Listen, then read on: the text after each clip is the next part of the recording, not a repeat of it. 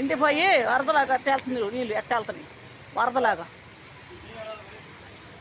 వెళ్తున్నాయి బుట్టగా గంపలు కొట్టుకెళ్ళిపోతున్నాయి గంపలు మామిడికాయలు గంపలు కొట్టుకెళ్ళిపోతున్నాయి. అరే ఆగిందిలే అన్నీ నీళ్ళు చూడు ఎంత లోతుందో, చాలా లోతు వచ్చేసినాయి నీళ్ళు చాలా లోతు వచ్చింది వర్షం నీళ్ళు. బండి నిండా నీళ్ళే. ఇలా బేరం బాగాల అసలు, ఇలా బేరం పెడతాం కాయలు రేటు కొంటాం. ఇలా బాగానే ఉంది ఇలా వర్షం, వీళ్ళ బేరం భలే ఉందిలే, బ్రహ్మాండం ఉంది వాళ్ళ బేరం. ఈ రేటు మీద వాళ్ళు వర్షం పడింది భలే ఉందిలే. ఏమో రేటు ఇవాళ కాయకు తగ్గట్టు వర్షం వచ్చింది ఇవాళ భలే ఉంది.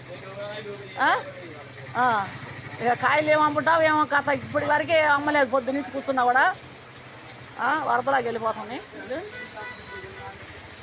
వరద నీళ్ళలాగా ఉరవడిలాగా కొట్టుకెళ్తాం ఉరవడిలాగా. ఎవరు వస్తారు ఈ వర్షానికి బయటికి? ఎవరు కొంటారు కాయలు?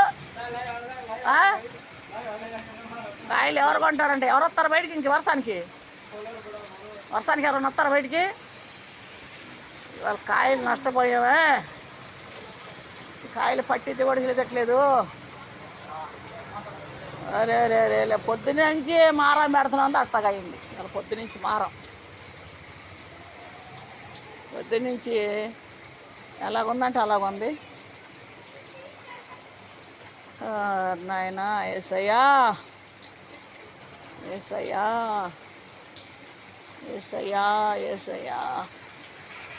వాళ్ళ కాయలు అమ్ముడు పోలేదు ఏసయ్యా కాయలు అమ్ముడు పోలేదు ఏసయ్యా.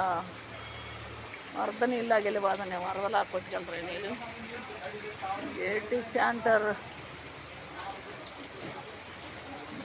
బండి నిండా కూడా నీళ్ళు నిలబడిపోయినాయి.